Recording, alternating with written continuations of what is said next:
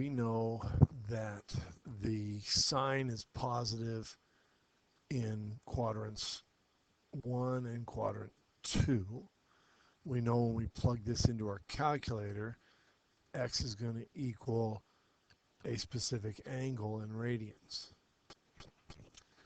0.9695 we know is less than pi over 2, so we know that's in quadrant 1. That also happens to be a reference angle, right?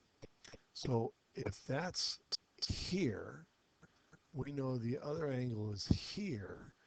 This reference angle here and this one have to be the same. So we know my second answer is going to be pi minus the reference angle, or 2.177721. Make sure you're rounding correctly. So this one has two answers, this one and this one in quadrants 1 and 2. This one's going to be the same thing, same idea in that we know cosine is positive or negative in quadrants 2 and 3. So when I plug that into a calculator, x is going to equal a certain value, where we got 1.9823. Now I know that's this angle somewhere in here, right? The question is, can I find the reference angle? Is that reference angle going to be there? Isn't that going to be simply pi minus x, right? Or 1.1593.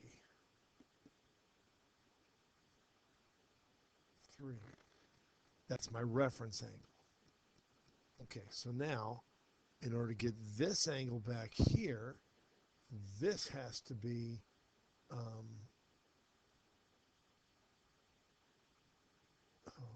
see.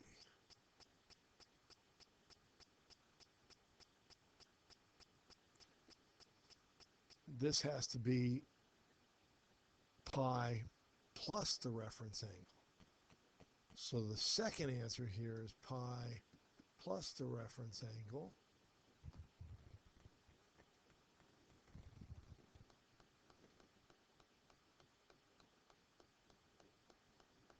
or 4.3009.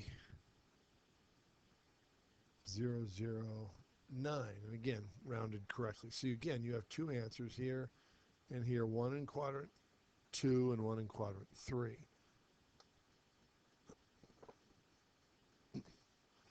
Okay, so this one's going to take a little bit more work before you can solve. You're probably going to have to either complete the square or use the quadratic formula. So I'm going to go through the work while it's paused, and then we're going to take a look at the answer.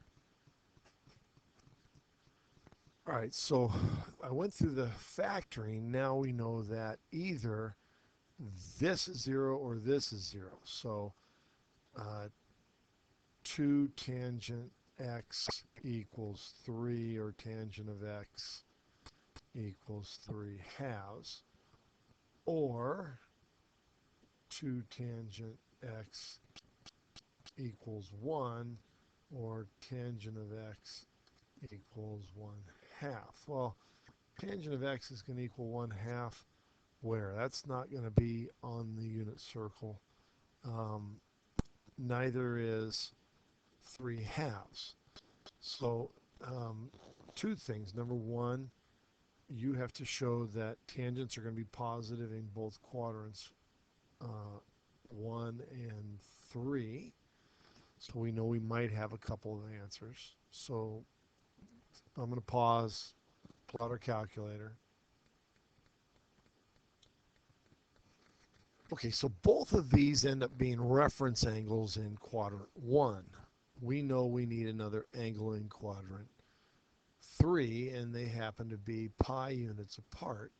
So if I add plus pi and plus pi to both of these, I will end up with my second angle. Okay, a little work on the calculator, adding pi to both of those because they are reference angles. And you have all four solutions in this case for this quadratic. Hope this helps.